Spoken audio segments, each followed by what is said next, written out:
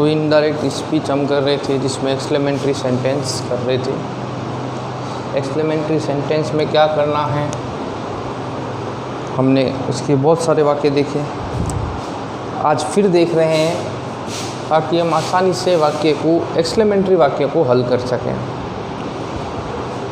वाक्य देखें, he said what a beautiful this picture is. आपको सबसे पहले ये पहचानना है कि एक्सक्लेमेटरी साइन है या नहीं है। ये एक्सक्लेमेटरी साइन है, एक्सक्लेमेटरी चिन्ह आ रहा। एक्सक्लेमेटरी चिन्ह आ रहा हो तो एक्सक्लेम्ड विद सरप्राइज आ गया, एक्सक्लेम्ड विद जॉय आ गया, सोरो आ गया या एक्सक्लेम्ड आ गया पहली बार। ठीक है, कितना सुंदर चित्र है, इसका मतलब उसको आश्चर्य हो रहा है। तो इस सैड के स्थान पर अपने को क्या करना है, ही exclaimed with surprise that। वाट आ गया ना, इसलिए ये लाइन लिखनी है exclaimed with surprise that। याद हो गई होगी लाइन क्या लिखनी है, he exclaimed with surprise that। उसके बाद ये ध्यान रखना है कि ये पीछे चिन्ह होते हैं, ये वाक्य दो तरह के होते हैं। या तो पीछे नाउन हो, पहले भी बताया मैंने, या पीछे क्या है हेल्पिंग वर्ब। दो तरह के वाक्य होंगे, पीछे नाउन हो गई या पीछे क्या हो गया हेल्पिंग वर्ब।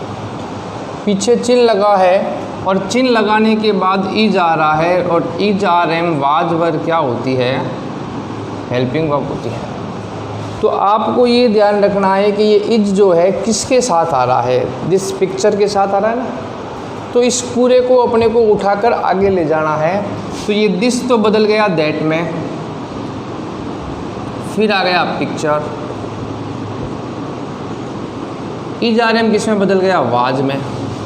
ठीक है, ए लगा दिया यहाँ पर, ब्यूटीफुल के आगे क्या लगा देंगे, वेरी सॉरी ब्यूटीफुल। कुछ नहीं किया, देखो वाट आ रहा है, वाक्य पढ़ने से पता लग रहा है आश्चर्य हो रहा है, इसलिए लिख दिया एक्सक्लेम विद सरप्राइज दैट, यहाँ तो लिख दिया। हेल्पिंग वर्ब से शुरू हो रहा है, तो ये हेल्पिंग वर्ब पिक्चर के साथ दिस के साथ आ रही है ना। हेल्पिंग वर्ब देख लो, पिक्चर के साथ दिस के साथ आ रही है। यहाँ पिक्चर लिख देंगे PICTUR, वो पिक्चर तो घड़ा हो जाता है, PICTUR। ठीक है ना। तो ये इज पिक्चर और दिस के साथ आ रहा है, इसके साथ दिस पिक्चर इज लगा हुआ है, तो इसको पूरा उठा लेंगे। दिस को बदल दिया देखो यहाँ पर दैट में, फिर आ गया पिक्चर। इज आर एम किस में बदल गया, वाज वर में। यहाँ से ए लगाया और ब्यूटीफुल के आगे वेरी लगाना है, तो वाज ए वेरी ब्यूटीफुल, ये नियम में लिखा हुआ है अपने। ठीक है ना।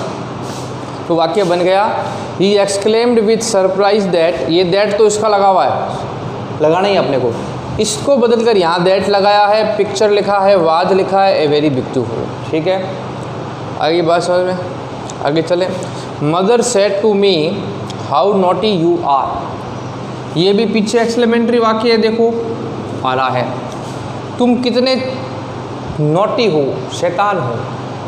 तो ये तो ना तो खुशी वाली बात हुई ना आश्चर्य वाली बात हुई, जहाँ पूरा डिटेल ना हो वहाँ पर केवल एक्सक्लेम्ड लगा दो, मदर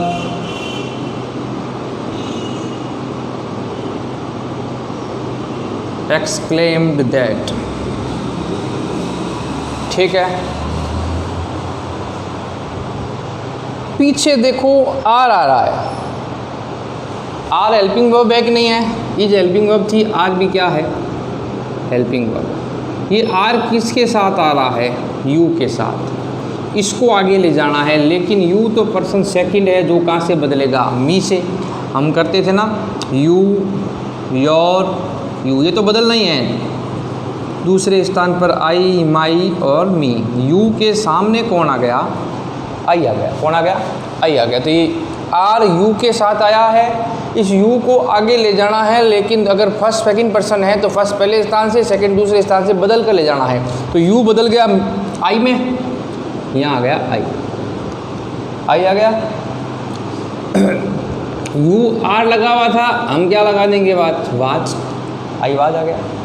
हाउ लिखना नहीं है, वेरी आ जाएगा और क्या आ जाएगा, नोटी आ जाएगा।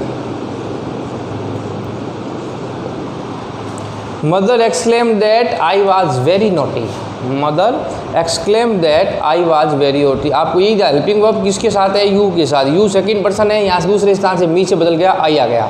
इधर में यहाँ वाज वर्ब में बदलना है, वेरी लगाना है, नोटी लिखना है। इस हाउ को वाट को लिखते नहीं है, केवल पहचानने के लिए होता है। आई बात हो गया। आगे देखो, अब इसमें चिन्ह नहीं है, लेकिन एक चीज़ है इसमें एल्स आ रहा है। एल्स किसको व्यक्त करता है बताओ, दुख को, दुख होता है। तो हिज फादर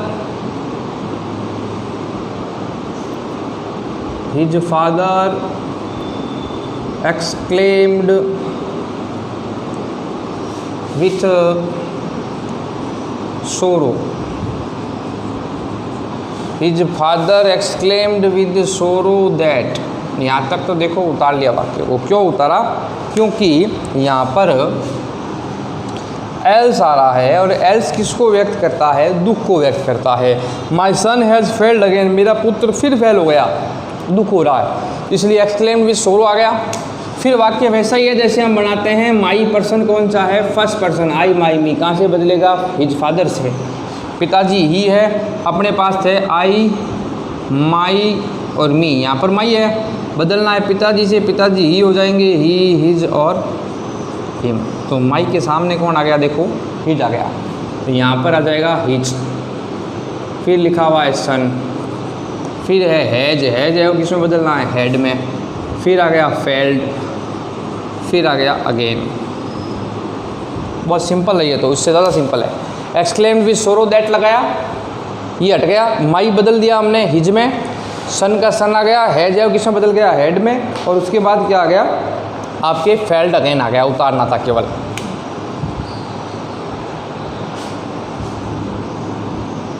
आगे चले, कल ही कराया था ऐसा वाक्य। He said bravo you have done well, bravo शब्द आए तो क्या लिखना है, ब्रेवो शब्द आए तो एक्सक्लेम नहीं लिखना है। ही अप्लाउडेड, ही अप्लाउडेड सेइंग, मैंने कल कहा था यहाँ हिम लगा दो, या नहीं है तो भी अपने को हिम ही लगाना है। ही अप्लाउडेड सेइंग हिम दैट,